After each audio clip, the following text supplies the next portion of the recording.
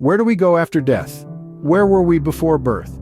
These are the questions we have been asking ourselves since we started to think. For some of us, the answer is very straightforward. We go to heaven, hell, or get new life. But is that so? How can you say for sure? Have you asked anyone who died and returned? What if we cease to exist after death? What is the true meaning of death? Why do we live to die someday? Stick around. You will have a different perspective on life by the end of this video. Close your eyes. Feel your breath, your heartbeat. What is this I that observes everything? We carry a sense of being alive, knowing we won't stay forever. What is it that gives us this ability to perceive, to feel, to think? Is it the result of our brain's complex functions, or could it be something more? Something divine, perhaps? Let's delve into some theories. The first, and perhaps the most scientifically supported, is that consciousness is a product of the brain. After all, our brain is a marvel of complexity, a network of nearly 100 billion neurons, each connected to thousands of others. This intricate dance of neurons firing in precise patterns gives rise to our thoughts, our emotions, and our perceptions. But what if there's more to it? Some argue that consciousness might be a divine entity, a flicker of the divine within us.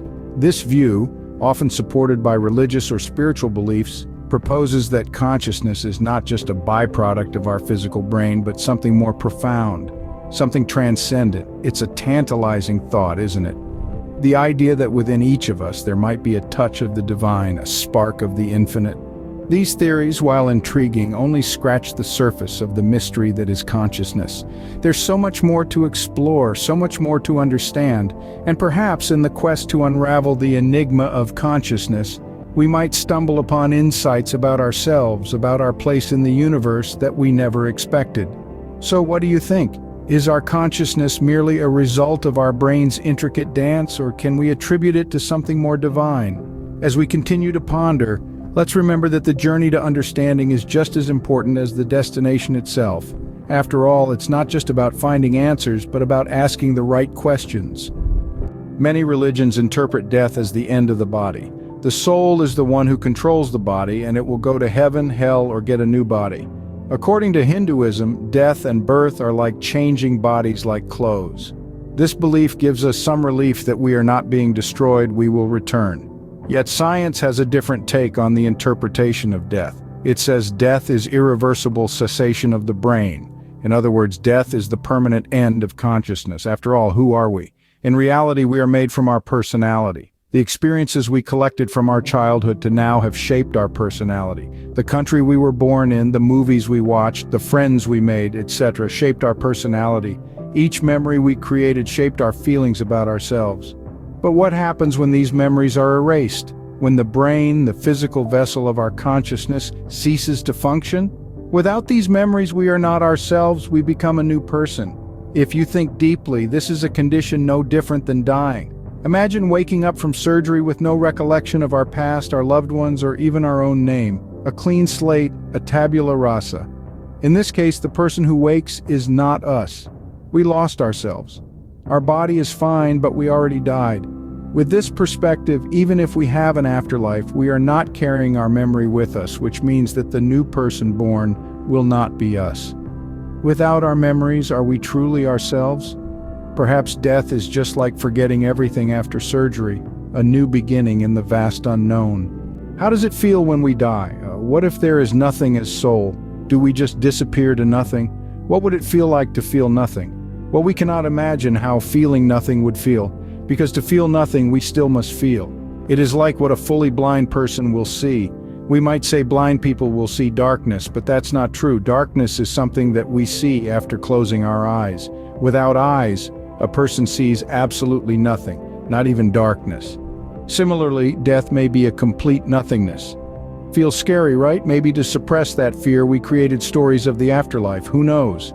Now let's shift our focus to near-death experiences, often referred to as NDEs. These are reported instances by individuals who have come close to death or were clinically dead and then revived.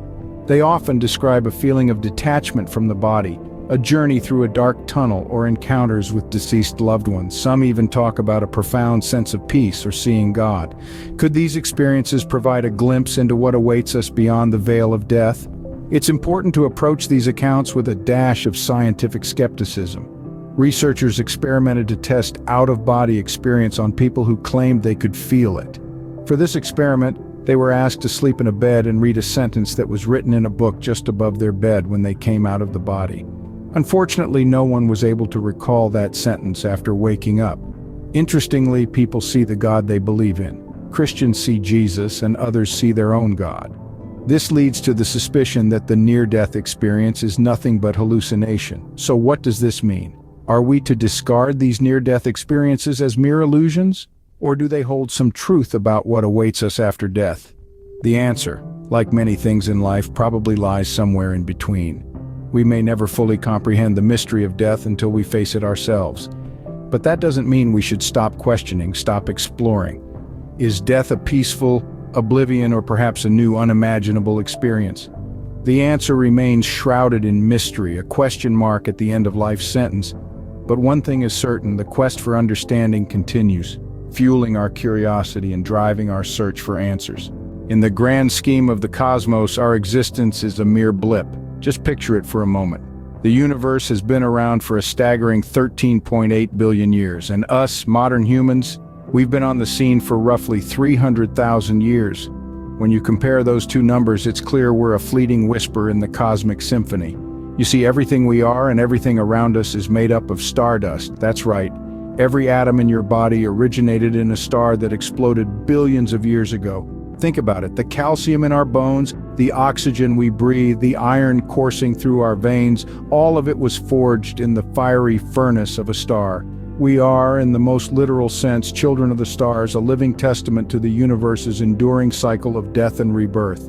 And when our time comes, when the final curtain falls on our individual lives, we don't simply disappear. Our atoms, the stardust that makes us who we are released back into the universe, ready to be recycled and transformed once again. We become part of new life forms, new stars, new galaxies. In this way, we are eternal, our essence enduring long after our individual consciousness fades. So why were we born? Why are we living to die someday? What gives up motivation to get up every day and go to work? What is the purpose of life? These are questions each of us grapples with at some point in our lives. Questions that can seem as vast and mysterious as the universe itself. Yet the answers we seek may not be written in the stars, but rather in the depths of our own hearts and minds. It's easy to feel small and insignificant in the face of the cosmos, to feel like a mere speck of stardust adrift in a sea of infinity. But remember, even the smallest star can illuminate the darkest night. Each of us has the capacity to shine, to make a difference, to leave our unique imprint on the universe. Finding meaning in life is not about grand cosmic revelations. It's about the choices we make, the passions we pursue, and the love we share.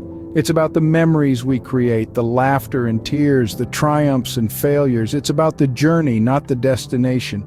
We may be very ordinary things to the universe, but our world is everything to us. The universe has given us the freedom to find our purpose in life. It is up to us what purpose we want to give to our life. We may be just stardust, but by having a meaningful purpose in life, we can be a shining piece of dust. If this video provides any value, please consider liking and subscribing. Have a good one.